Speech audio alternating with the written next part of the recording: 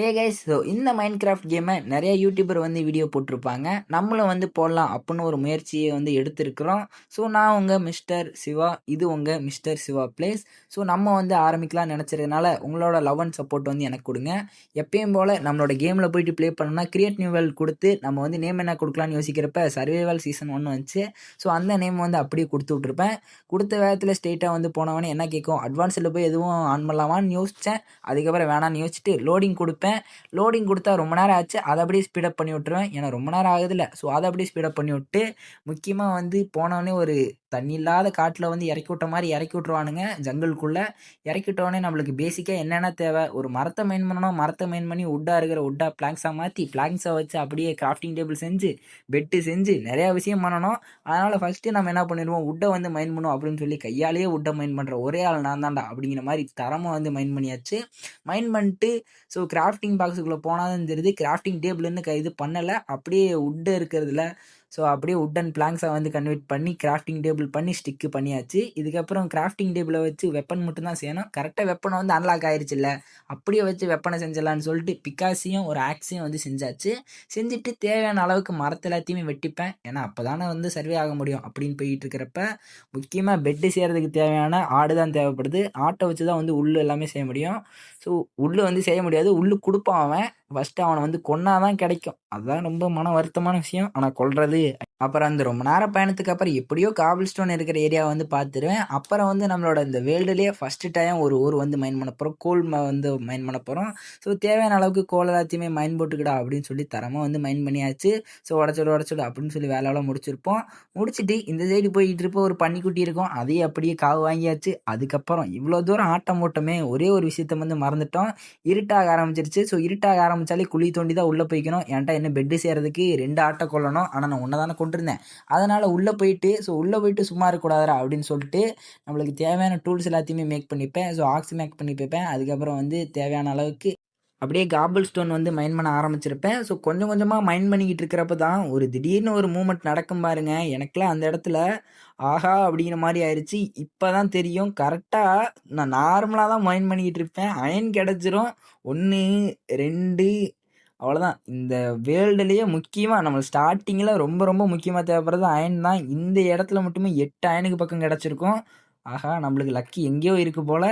So இந்த survival சீசனில் so தரமான லக்கெல்லாம் கிடச்சிக்கிட்டு இருக்குது நமக்கு. சொல்லி வாயமுள்ள பார்த்தீங்கன்னா 8 அயனுக்கு பக்கம் கிடச்சிருச்சு நமக்கு. அப்படியே வந்து எல்லாத்தையுமே மைன் போட்டு நான் மேலே வந்து போயிடுவேன். மேலே போயிட்டு நம்மளுக்கு பேசிக்காக என்ன தேவைன்னு யோசிக்கிறப்ப ஃபர்னஸ் வந்து செய்யலை. என்னன்னாலும் ஃபர்னஸை டக்குன்னு செஞ்சுட்டு அப்படியே கோலை வச்சு அப்படியே கறியை வந்து வேக வச்சிருவேன்.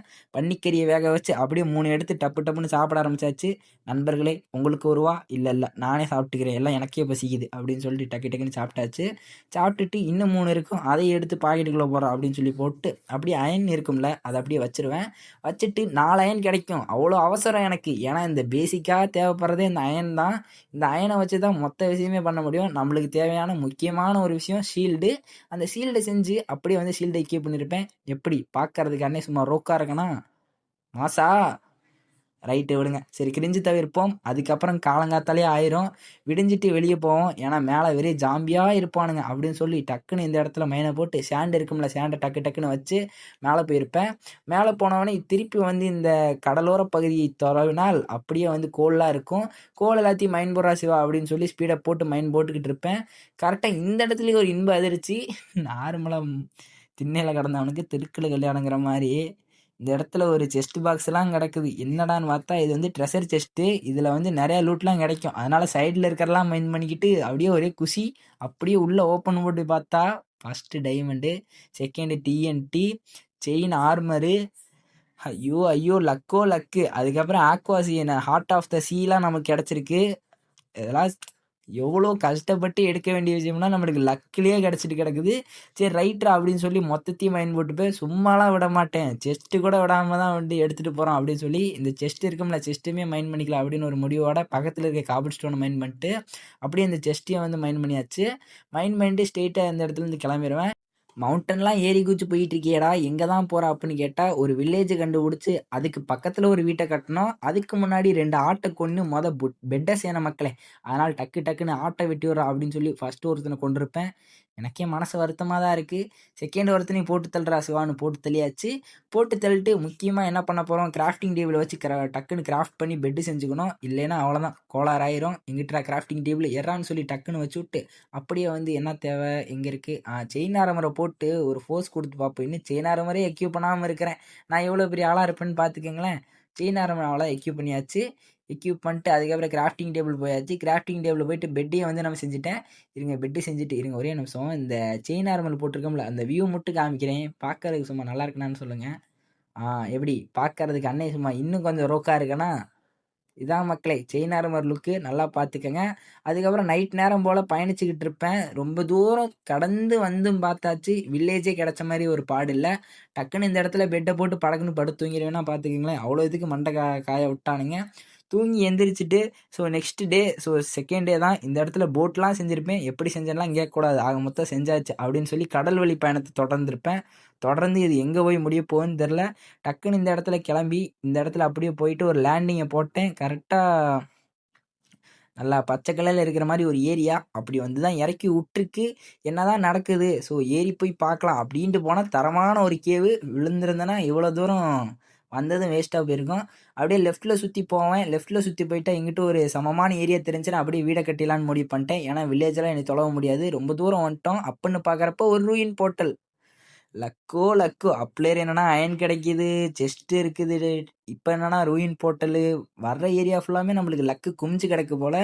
இதெல்லாம் ஒரு தேர்டு வீடியோ செகண்ட் வீடியோவில் கிடச்சிருந்தா வேற ஃபர்ஸ்ட்லேயே இருக்குது. அப்போ பெரிய ஆப்பா ஒன்று வைக்க போகிறாங்கன்னு மட்டும் தோணுது எனக்கு. சரி ரைட்டு விடுங்க, அப்படியே இருந்து இந்த செஸ்ட்டில் இருக்கிற லூட்டை எடுத்துக்கலாம் அப்படின்னு சொல்லிட்டு தேவையான லூட்டை எல்லாத்தையும் எடுத்துகிட்டு தேவையில்லாத எல்லாத்தையுமே போட்டலாம் அப்படின்னு நினைக்கிறப்ப தான் இந்த லோட் ஸ்டோன்னு கிடைக்கிது. இது என்னமோ புதுசாக கொடுக்குறானுங்க. எனக்கு அதை பற்றி ஒன்றும் தெரில. அதுக்கப்புறம் ஷார்ப்னஸ் 3 கோல்டு சால். கோல்டில் எந்த விஷயம்னா சாப்பிட்ற பொருளை தவிர எல்லாமே வேஸ்ட்டாக தான் இருக்குது கோல்டில். உண்மைக்குனே இந்த வெப்பன்லாம் சுத்த வேஸ்ட்டு. நான் அதை மட்டும் கையில் எடுத்துகிட்டு சவால் எடுத்துகிட்டு கிளம்பியிருப்பேன். எங்கிட்டும் வில்லேஜ் இருந்தால் கண்டுபிடிச்சி அந்த இடத்துல ஒரு சர்ஃபேஸ் ஆரம்பித்து வீடு கட்டலான்னு தான்.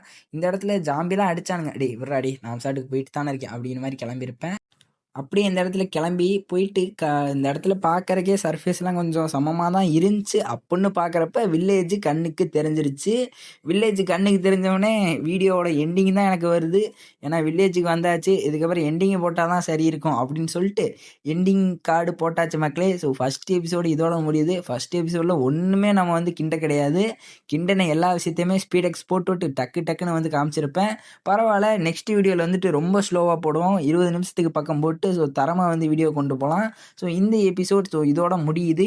அடுத்த வீடியோவில் வந்து பார்க்கும் வரை உங்களிடமிருந்து விடைபெறுவது mister Siva places. So thank you for வாட்சிங். Bye guys.